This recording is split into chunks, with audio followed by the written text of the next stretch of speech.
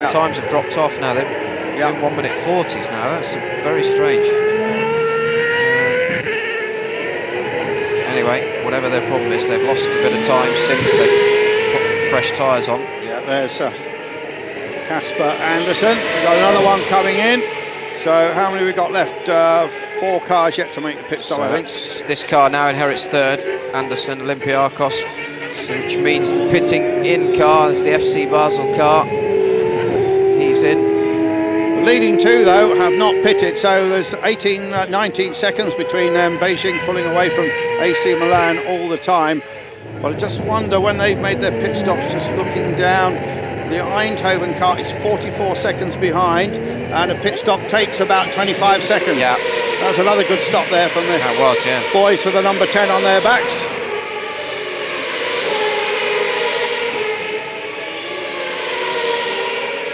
RSC Anderlecht is in 9th place, and Beijing leading from AC Milan, and that gap is being increased all the time.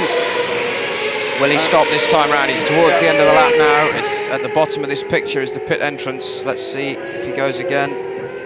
He's in. He's in. He's coming in, and he's almost got enough lead to come back out in the lead. He can manage but it that. also depends what AC Milan does and whether they stay out or not. Here is that car. So Robert Dornbos in the same place now. He's in the pit entry. Will he stop or continue? He's going round again. Going round, yeah. So he'll take the lead this time through, but he's still to stop.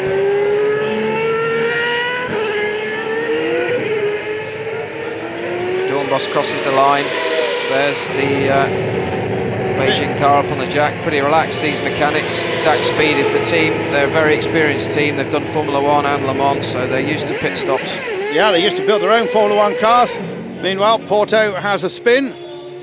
And Tristan Gomendi does a bit of grass tracking. And we get another look at that here. It's the same place where we saw it's really slippery on the inside there, and turned it round. Couldn't rejoin because he's got oncoming traffic. Then he spins it round here. So there's been pushed off. That's the same guy there, Gomendi, the same one we just saw spin. Push the Alain car off under braking. Yeah, bit of a frosty performance for Bertrand Baguette. He didn't.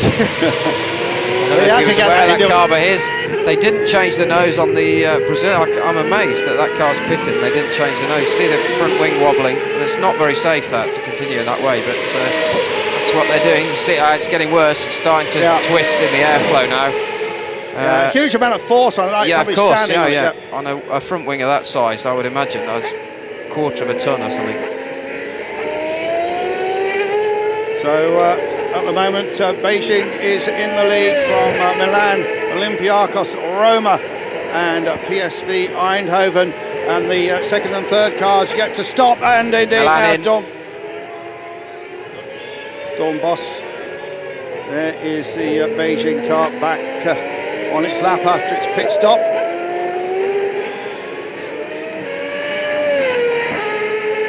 So in the pits we've got Milan, the last two pitters. They're both coming. Milan and Olympiakos both in together. And when that's over, we'll get a true picture of what's happening. But my feeling is that Beijing is certainly the fastest man out on the racetrack, and his pit stop looked pretty good as well. There's AC Milan.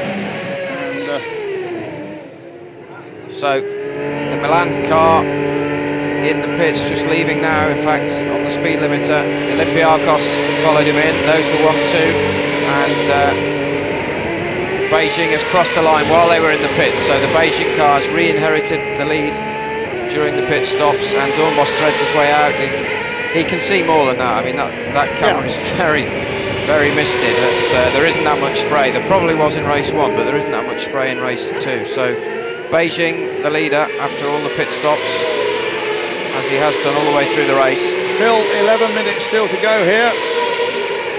And Davide Rigon made history when he won the first ever Super League Formula race at Donington Park, and then he drove back to 6th place from the back of the grid in race 2. So Italian from Vicenza, only 22 years old. racing in the FIA GT Championship for the Scuderia Italia team, which is Now, one of the top teams. There's Galatasaray. I think this is the second place battle, and it features Roma, and the Olympiakos car is at the back of that group of 3. And those are the 2 that have just pitted. Eindhoven in the middle. Yeah. Beg your pardon, it's Sevilla. Too many of these clubs have red. Red football colours. Why couldn't we have Celtic? But anyway, there they go. There's Tottenham. He's going well, and that's the AC Milan car, and he's progressed well. There's Craig Dolby. Yeah, he's right behind that pair now. Just looking at his lap times. There's the Spurs car, Duncan Tappy, promising young British talent. And that car's slowing. Yeah. And it's Dolby. It's the race. Second place. He's got a problem. He's crawling down the pit lane. The Anderlecht car of Dolby, and for whatever reason he's lost drive, so that's game over. Dreadful bad luck for him. Yeah. He's going to pull in at the end of the pits here on the left. Easy walk back to the team. That's a shame for him. Went so well this morning. So that will lose that team points, of course. And I suspect he was struggling a little bit with whatever it was earlier on. So here's the Roma car, second, and he's coming under pressure from the Eindhoven and Sevilla. And Eindhoven was one I tipped on the grid. Jelmer Berman. He's come right through. Started in 7th place. And he's up to 3rd. No, he started further down than that. Yes, near the back. It was about, I think he was 11th in fact. So car's still twitching, don't they? They do, yeah. You've got to pay attention here. He's going very defensive, this Roma. I can see him looking in the mirrors. His car's swirling around a bit. The flame's not a problem, that's just normal what they do on the overrun when they lift off the drop-off. And now with all the pit stops over, the actual lead is back to 17 seconds or so, which is, huge in he's done a great job, terms of Super League formula. Here he is, David Rigon, Beijing car, done a fantastic job. But the big fight is here for second place. We've got Roma, Toccocello, Eindhoven in the middle, Jelmer Berman and Sevilla, Borja Garcia, the 3rd of those 3, and the position 2nd, 3rd and 4th. This is not an easy track to overtake. There are a couple of places, but it's not easy as it finding a way through here. They're quite big cars, these, for single-seaters, and if the driver is canny and just sits in the middle of the road, then he's making the job much harder for those behind to get past. And it's very slippery. Most of the offs we've seen have been cars losing control under braking, and he's seen a nice oversteer out there, but he's got a good drive off there. Toccocello in the Roma car, so he's got a bit of a breather, and the Seville car keeps showing himself like that to try and unsettle Berman in the middle. And all the time at the front, Davide Rigon is pulling away. The lead is now some 20 seconds. Absolutely magnificent drive from the Italian youngster here. Yeah, he's doing a good job, although Berman lapped faster than him last time round, but he's got a 19-second advantage. Tottenham car Tappy closing the gap down quite well, and Olympiakos goes through. FC Basel driven by the 18-year-old. Yeah, I mean, only 18 get the chance to drive a 700 horsepower race car. That is something else, isn't it? Yeah, but he's done a mature job. You know, he's there in the top 10. He's 8th place. Finished the first race in a similar.